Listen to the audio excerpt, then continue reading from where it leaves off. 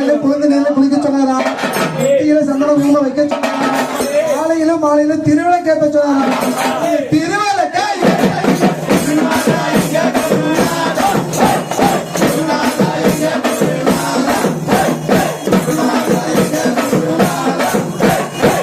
கருப்பேட்டி கேட்க சொன்னாரா, சொன்னாரா, சாமியில சாமியில கூப்பிட சொன்னாரா, 8 சரணகோஷம் போட சரணகோஷம்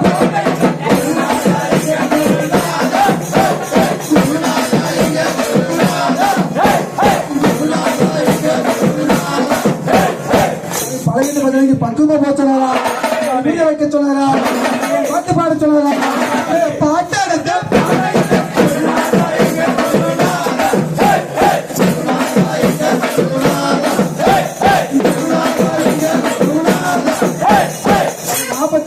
முடிஞ்சு கட்டப்பன்னு சொன்னாரா. சாமி வீட்டுக்கு அழைக்க வந்தாங்க. சாமி அப்பா அம்மாவுக்கு பாத பூஜை போட சொன்னாங்க. வண்டியில் வைக்க சொன்னாங்க. காயொண்டு வைக்க சொன்னாங்க.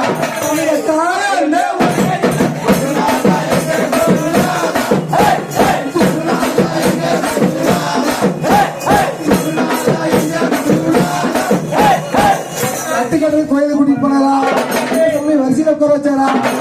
பண்ணாங்களா பச்சரிசி போட சொன்னாரா. காய் நெய் ஊத்தினாரா, பின்முடி கட்டினாரா, எடுத்து தலையில வச்சாரா. கட்டெடுத்து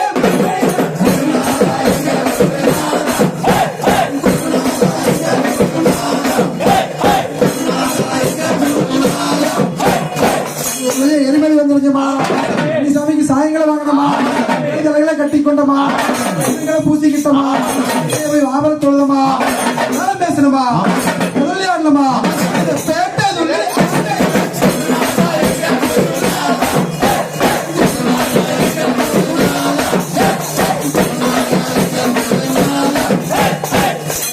பெருவழி பாதையில் நடக்க தயார். இந்த ஒரு மண்டல விரதற்கல்ல சாமி தெரியும். பெருவழி பாதையில் நடக்கும்போது தெரியும். விரதலாட்டி காலு கணக்கு நடக்க முடியாது சாமி. ஒரு வழியா நடக்க தயாரானமா. குருசாமி கையால கட்டெடுத்து தலையில வச்சாரா. கட்டெடுத்து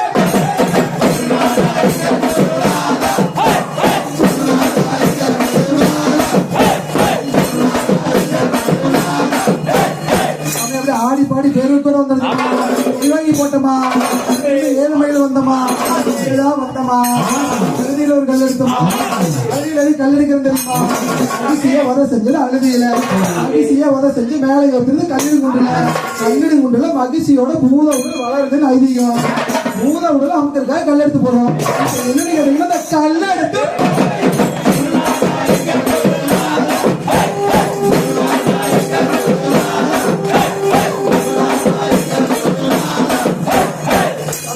கல்லெடுத்து போட்டு இடுமாறு கொட்ட வந்தோமா, புலி வந்துருந்தமா, அங்க வந்து தீபம் விட்டமா, கரிமலை ஏறணுமா, கரிமலை இறங்கணுமா. கரிமலை ஏறும்போது கன்னிசாமி முடிச்சு கண்ணீரை பார்த்தோமா. கண்ணீரை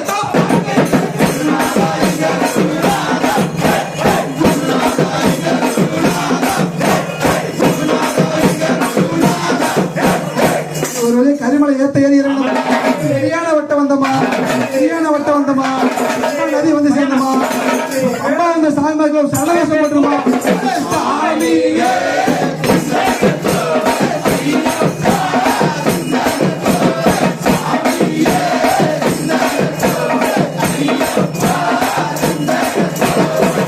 பம்பா வந்தோம்ல, பம்பா நதினு என்னன்னு தெரியுமா. கங்கை நதி போல் புண்ணிய நதியா பம்பையில் நீராடி பெருங்கி சொல்லியிருக்காங்க. நதியில மூழ்கணுமா, பாவங்களை தொலைச்சமா, இன்னொருவர்களுக்கு அன்னதான படையிலிட்டமா, மூலகணபதி வந்தமா, ஆயன்னு உடைச்சமா. இந்த காலம்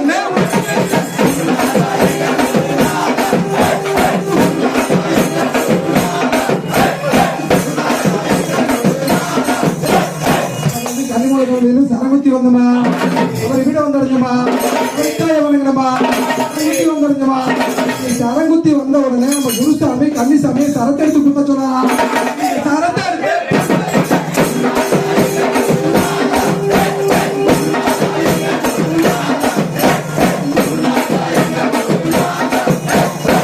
ஒரு சரங்குத்தி எடுத்து 18ஆம் படி வந்துடுங்கம்மா.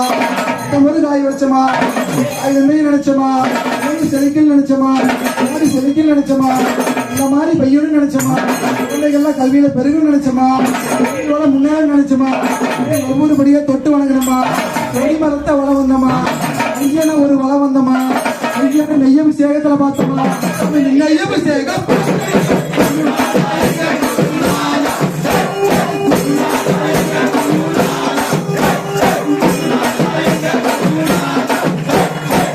நம்ம எல்லாம் ஒரு மண்டல விரதம் இருந்து என்னன்னு கேட்டீங்கன்னா, ஒவ்வொரு சாமிமார்கள் இந்த அபிஷேகம் நெய்யை வாங்கிட்டு வந்து ஐயனுக்கு அபிஷேகம் பண்றது இல்ல, மகா குடிய தப்பு. ஏன்னா நம்ம இத்தனை நாள் விரதம் இருக்கிறது அவன் தலையில கொண்டு வந்து நெய்யை சேர்க்கறதுக்காக தான். அதை விட்டு போட்டு நம்ம போய் அபிஷேக நெய் வாங்கிட்டு தவறு தானே. அப்படியே ஐயன் நெய்ய அபிஷேகத்துல பார்த்தோமா, அப்படியே இறங்க மனம் இல்லாம கீழே இறங்கணுமா, வண்டி எடுத்தோமா, அழைக்கல் வந்தோமா, பழனி வந்தோமா, பஞ்சாபத்தை வாங்கணுமா, கண்களை பார்த்தோமா, அழகனை பார்த்தோமா, சந்தானுக்கு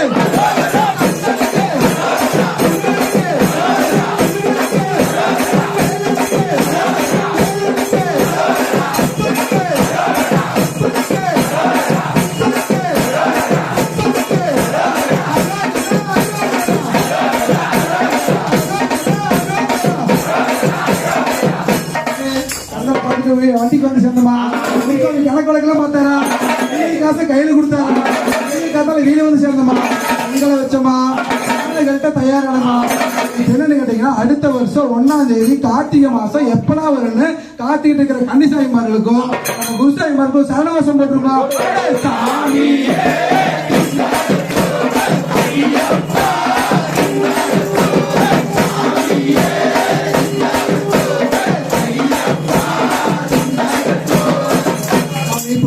கழட்டிட்டோம். ஒரு மண்டல விரதம் இருந்தோம்ல, அது வந்து சாமி நம்ம கரெக்டா கடைபிடிச்சிருக்கோம். அது வந்து அடுத்த வருஷம் ஒரு வருஷம் கார்த்திகை மாசம் 1ஆம் தேதி வர வரைக்கும் கரெக்டா இருக்கணும். இல்லைன்னா நம்ம சபரிமலை புனித யாத்திரை போறது அர்த்தமே இல்லை.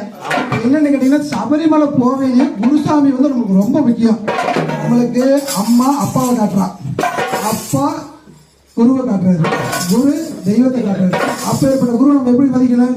இந்த ஐயப்பனோட விரதத்துல குரு பக்தி நம்மளுக்கு ரொம்ப முக்கிய சாமி, மறந்து கூட இருந்துடக்கூடாது. சரிங்களா சாமி? இப்படி எல்லாம் வந்து நான் கரெக்டா தான் பெருவழியில் போவேன். 41 நாள் மண்டலம் இருந்து இருப்பேன். கரெக்டா போய் ஐயனை தரிசிட்டு வர சபதி இருக்கிற சாமி சரணவாசம் பண்ணுவோமா?